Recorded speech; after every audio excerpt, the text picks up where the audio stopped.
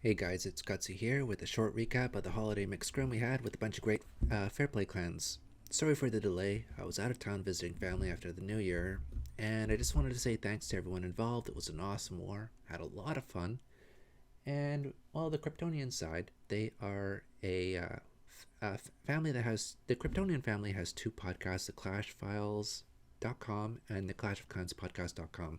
Really fun group of guys, really informative podcast. You really should check them out. And the FPC War Clan, I'll talk a little bit more about them later. Let's get into some attacks. Well, I'll talk a little bit more about both clans because we did lose by 1 star, but quite a few percentage points. That was pretty hard to overcome in a 45-person war. But here's Cell, who actually produced the first 3-star attack by us with this attack. The first 3 stars for our clan with this attack. This is a fresh hit, and I really like what he did to lure the CC out. And when he sees that it's a lava hound, what he does is after dropping the Forquake to open up a lot of compartments, because he's using Govaho, he uses a golem to lure the lava hound up to the northeast, and uses a bunch of wizards and the queen to take it out while establishing a funnel for his kill squad to get in there. It's a really nice idea because the golem and the rest of his kill squad isn't taking too much damage at this point, so it's really high value. But what ends up happening, the consequence, is that it takes so long to take out the lava hound that the golem ends up destroying the wall, and that ends up redirecting some of his kill squad west instead of getting deep into the base. One of those units being the queen, which is really unfortunate. But I like what he does here. He ends up dropping the poison on the archer queen, and the Tesla farm spots, but instead of immediately responding to those 3 Teslas by dropping a heal, he holds on to the heal a bit because he's really worried that, well, as a fresh hit, he's taking a bit of a risk here, just a bit of a gamble to try to get his heals a bit deeper into the base, so that he will have a bit of a higher chance. It was a bit of a judgment call there, but while his hogs are circling around, and his kill squad ends up going and taking out the only double giant bomb set on this base, which was really nice. But as a fresh hit, what quite often happens, especially on a tricky base like this one, is that the cleanup ends up being a little bit messier. So what ends up happening is that his hogs peter out, and he has to use his beefy heroes to finish it off.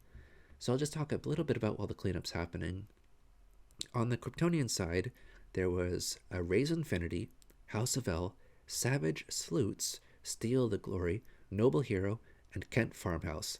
On the FPC side, there was Onehive, North Remembers, Emphatic Elite, North Watchers, Cold September, War and Glory, Above and Beyond, and War Whales, which is pretty awesome to be able to participate in a war like this because, like, I watch all these guys' recaps, and it's pretty cool. It was a lot of fun. I learned a lot also. And so yeah, the next attack was by GCH, and he does an AQ Shattered Goho split hero, and he attacks the base the same way everyone attacks the base, and they're like, hell yeah, I want to get my queen right up in that part of the like in this little cove area. But it's super risky because the person who designed this base probably knew that that's exactly what everyone else would want to do if they're hitting this base in the first place. So he designed this as a trap. I'm assuming. I mean, it seems like a trap because there's both expos, archer tower, cannons, mortars, wizard tower. There's a Tesla farm in the CC compartment. There's the CC itself that comes out. There's the Barb King. There's skelly traps. There's so much here. And GCH is like, yeah, I can take it. His queen and his healers and 2 rages can handle it, which is super risky. I mean, I think it's risky, but he felt it was pretty safe, so he drops the first poison, second poison shortly after to deal with this big CC. This was a cleanup attack, of course. No one's doing this as a fresh hit, and drops the 2 hogs from 12 o'clock to take out the mortar and cannon. Super high value there. That was really nice. And here's where it starts to get a little bit scary because even though he took out some of the defensive buildings, he's used both rages, I should say, and all he has is the ability. The Tesla spawn, the Barb King spawns, and when he pops the ability, he aggroes the skeletons. So now it's a race against the clock. Can he finish off the DPS before the DPS finishes off her takes out the mortar, which he really did not want to be attacking in the first place. But once this Tesla drops, he's perfectly safe. And at this point, the attack's pretty much over. I mean, all he has to do is not do like a horrible mistake, because his whole plan hinged on this queen successfully taking out all the stuff, and the whole defense hinged on preventing this kind of attack from being possible. But since it occurred successfully for GCH, the rest getting so much value for so little, it's pretty rough. It's pretty rough for defensive wise. But he drops the golems. He drops the Barb King after the golems aggro the queen, and now it's just not making a big mistake, you know. But even still, he really efficiently handles the rest of the base by dropping his hogs from 12 o'clock right there. And as a cleanup, he knew where the giant bomb was, but he does a really nice thing here. Even after the hogs eat the giant bomb, he doesn't like reflex drop the heal. He holds onto the heal because the hogs are taking no damage. So he holds it on deeper into the base. And what's really cool about this is that it's a nice contrast between his first attack, his second attack. This is his first attack. In his second attack, he actually does a shallow heal because he feels that that's where it was needed most to handle the last giant bomb. But in this base, he really, I mean, I don't want to say, I can't call this a beautiful attack. This is a disgusting attack. To be able to destroy this base the way he did was just crazy. But good job, GCH. That was awesome. And the next attack is by me, I believe. I'm taking on 27. This was a stone go-ho, fresh hit on the space, so I didn't, this was my first attack really in the war. I ended up dropping a barb and then two wizards, which I think is a nice... Actually, I first learned this strategy from a North Members attack, a recap, like, I don't know, 3 or 4 months ago. I thought it was pretty cool. A way to protect your wizards a little bit. So I'm dropping my wall breakers, and I'm going around this dead zone with the ultimate goal, of course, getting to the queen. And there's quite a bit of uncertainty because whenever there's a dead zone, you pretty much like knee-jerk reaction is, where's the Tesla farm and where are the double giant bombs? So I was a little concerned here about where they might be, but I dropped both my poisons just to melt the CC as quickly as possible, especially since my queen is distracted on the elixir storage. And from the southern part, I'm setting in some support wizards, but when I see this Tesla drop in the dead compartment, in the empty compartment, I feel a little bit relieved, because I know that if there's one Tesla there, there's probably more, because just having one Tesla there would be really, really weird. And this frees me up to use one of my heals, because I brought 2 heals, and I was hoping to use one right now on my kill squad to keep up all the barbs and the Barb King in this compartment, because there was no risk of all the barbs dying from a giant bomb. So they're kind of invincible under heal. And yeah, sure enough, there are more Teslas in that empty compartment and a double giant bomb. And at this point, the attack's pretty much over, because hardly any of my hogs have died. There's tons of wizards, and my queen's still super healthy, and I still use my last heal there just to be safe, I mean, So yeah, I was pretty happy with this attack being a first hit, fresh hit, I should say, on a pretty fun base. I was thinking about coming at this base from so many different angles, but yeah. So the next attack is by GCH, I believe, doing this is actually kind of cool, because he also does a shattered AQ walk, and he does some things really, really efficiently here. First thing is getting his queen into this compartment without using too much for funneling. He knew that the army camp just west of where she's located is not going to argue her and pull her away, so she has only one option: to go inside.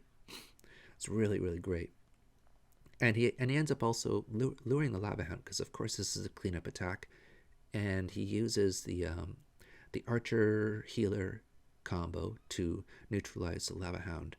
And I think there's something like, he must have been aesthetically pleased with how this looks, to have the lava hound located just outside of this super beefy AQ compartment with half of his defense there, because there's also 3 Teslas there, spoiler alert.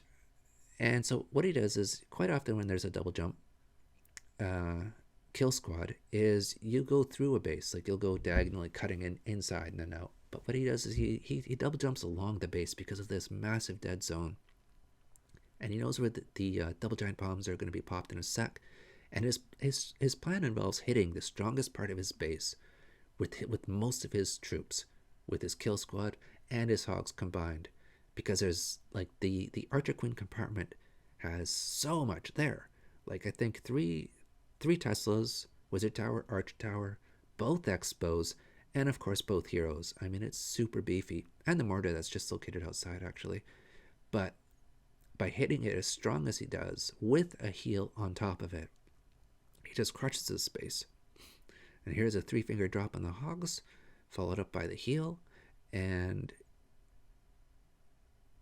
compared to the first attack where he had a super deep second heal, he knows where the last giant bomb's located. So he ends up deploying this heal kind of shallow, so that all the hogs can remain topped up immediately, so they're not going to get picked off by some cannons or the mortar and wizard combo or something like that.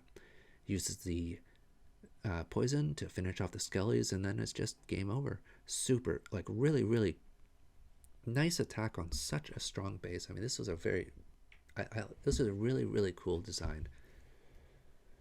But yeah, y'all should check out the clashfiles.com podcast and the clashofclanspodcast.com, because these guys were super fun to war with.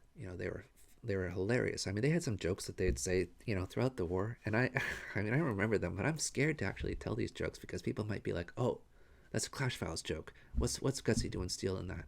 But yeah, they're really fun to war with. It was a great time. So here's Cell coming in with the Govaho, and he does something in this attack that I've usually when I see Cell do an attack with double giant bomb locations, he'll use the kill squad to handle the double giant bomb. But what he does here is really nice. He actually uses his hogs and the timing on his hogs to lose as few hogs as possible to neutralize the double giant bomb is just fantastic. I mean, you're gonna see him deploy the hogs at 3 o'clock in a couple seconds, and he's gonna follow up with another small set of hogs, and the way they're going to path towards the double giant bomb is just amazing. I mean, it's really, really nice. And here they come. So first set of hogs heading toward the arch tower. Second set of hogs heading towards the arch tower. Arch tower dies. Second set heads towards the second arch tower. Ideally, he'd want the double giant bomb to pop at least one now, but they end up popping now. And it's staggered, which is perfect because he can get the heal. And then the second giant bomb goes off, and they all survive. However, the second heal right there was a bit late. And it's a standard reaction. If you have one late heal, quite often you're going to have the follow-up heal is going to be a little bit early, which is what ends up happening here. But since he crushed the double giant bomb initially, the penalty for the penalty for actually making that slight inaccuracy is minimized. But it is a mistake here with the goblins. He deploys them all in one spot, and then they all die to 2 small bombs, one after the other. He really should stagger them on different resources,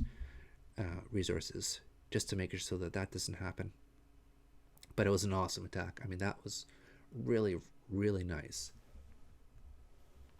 Really nice. Oh, yeah, and now to the last attack by yours truly. I do a stoned go dry ho, I guess.